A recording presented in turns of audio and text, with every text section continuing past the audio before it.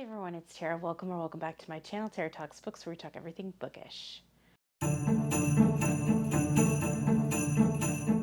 So today I'm going to be showing you my 12 books in 12 months. These are literally the ones that were in my jar that looks like this, that I would pull from for my 24 in 2024. These were like the 12 that were left over. I think I actually had 13 and I just took one out. So I have 12 in my jar, and these are ones that I really want to get to this year because they've either been on my TBR for a while or they're ones that I'm interested in, but I'll need to like pull it out to get to it because they might be sad or, something like that. They're not usually my typical genre. So I put them in my 12 books for 12 months. So without further ado, let me let you know what I'll be reading for those ones. The first one I have is a historical fiction called The Personal Librarian by Mary Benedict and Victoria Christopher Murray.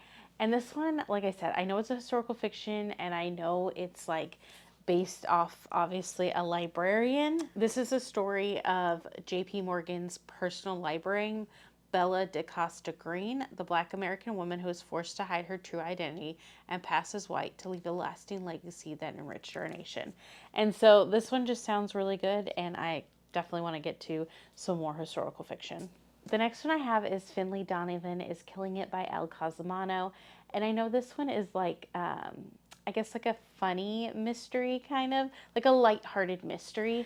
So Finley is pitching to her agent a new like mystery suspense novel, and somebody overhears her and thinks that like she is a hit woman, and they try and hire her, and it's like, I guess it goes from there.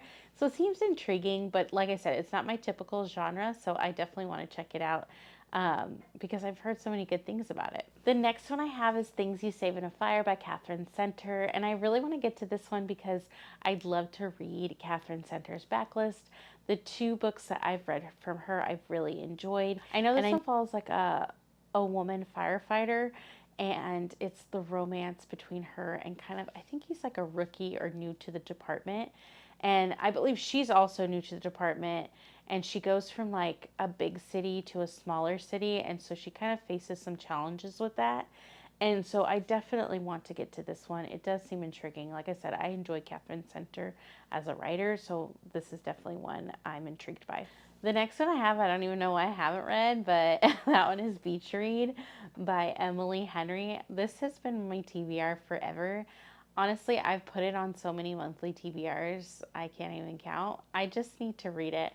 I know this is like about two writers who kind of know each other or have known each other in the past. They end up at adjoining beach houses, and they're both kind of in slumps in their writing, and I think they kind of like switch spots. Like I think he is like a literary fiction or maybe mystery, I can't remember, and then she is romance, and they switch to kind of give them these ideas to write their next novel, and it's their romance. So I definitely want to try it. I enjoyed People We Meet on Vacation by Emily Henry, so I feel like I want to read Beach Read.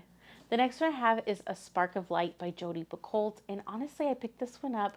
I think it's because Kaylani of Kaylani Simply Me read it. I think she said it had like an interesting premise, but I believe it's about a hostage situation, I want to say, or something like that. And the daughter of the person in charge of this situation is in it. So I feel like this one is going to be a bit emotional, but that's part of the reason why I had to put it in the jar, because I'm not going to pick it up on my own, because I definitely feel like I'm probably going to cry or something. The next one I have is Persuasion by Jane Austen, and this is really because I do want to read Jane Austen's works. I have read two. I've read Sense and Sensibility, and I've read Pride and Prejudice, so I'd really love to get to Persuasion, and I figured putting it in the jar would help me get to it.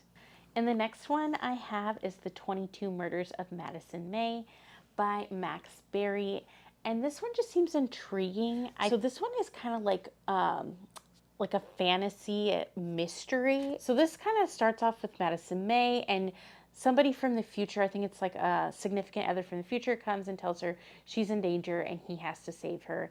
And then like a reporter later on that day reports the murder of Madison May and stumbles upon this conspiracy where like this powerful group of people can kind of slip between lives.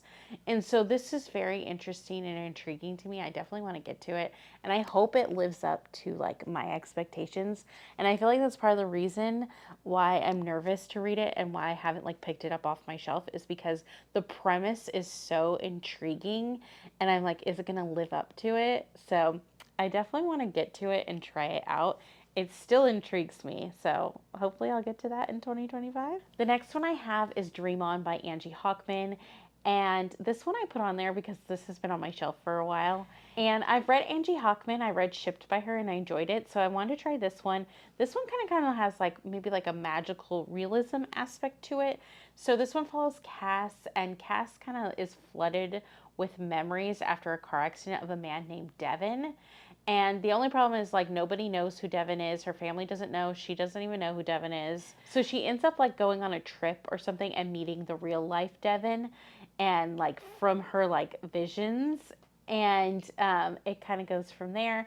It's very intriguing premise, so I definitely want to get to it. And it's a romance, so like I should pick it up. I don't know why I'm not. I just need to. The next one I have is We Are Not From Here by Jenny Torres Sanchez.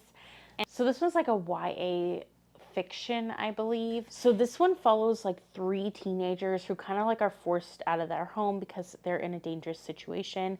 And they're kind of forced like out of their home country of Guatemala, and then they go into Mexico, and it's them trying to also cross the border into the States. And so it's like their perilous journey through that, and like it just seemed so intriguing, and I definitely want to give it a try. But it's one of those ones that I know it's probably going to have some sad moments in it, and so I'm like, do I want to pick it up?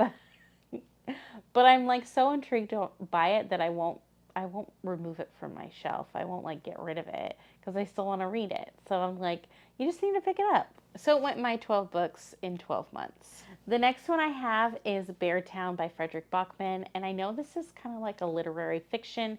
This definitely has some darker themes to it, based off what I can tell. This follows the tiny community of Beartown, and they're big into, I like hockey. Hockey is the big thing in their town. They're about to make it to the finals, but something happens at the semifinals that kind of leaves the town in turmoil and a young girl traumatized. So obviously this is going to go through some darker themes, and it's going to, from what I can tell, it kind of shows the town and the divide of like who's going to believe what and what's going to happen.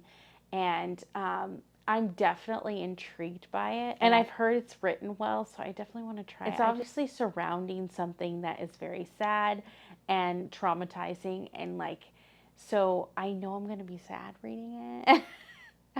Apparently that's my thing. I can't read so many sad books in one year, maybe. I don't know. The next one I have is because it was part of one of my very first book hauls on this channel, so I need to read it. And that one is An English Bride in Scotland by Lindsay Sands. And I don't really know much about it other than it's a historical romance and it's like a Scottish one, so that's all I really need to know. And last but certainly not least is The Invisible Life of Addie LaRue by V.E. Schwab. It might be a fantasy romance, but I have read V.E. Schwab before. I have read Vicious by her and I loved it, so I definitely want to give her another try.